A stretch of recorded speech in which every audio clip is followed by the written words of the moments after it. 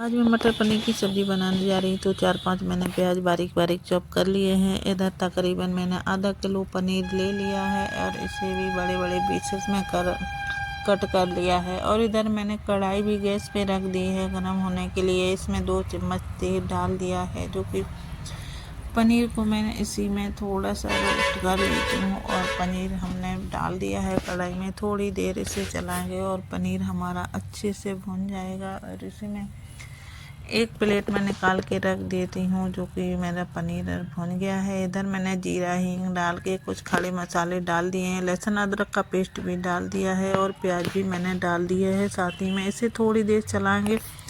और मैंने हरी मिर्ची सिल पे कूट के रखी थी, तो मैंने वो भी डाल दी है। आज पनीर हमारे पतिदेव बनाने जा रहे हैं, तो इधर मैंने मसाले भी डाल दिए हैं पानी में, कुछ बेसिक से हल्दी पाउडर, धनिया पाउडर, गरम मसाला पाउडर।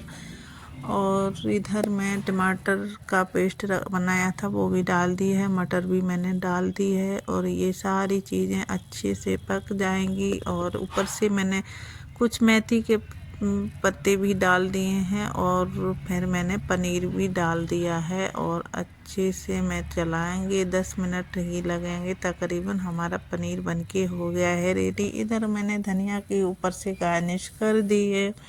पनीर हमारा अच्छा टेस्ट आ गया है, कलर भी आ गया है। एंजॉय।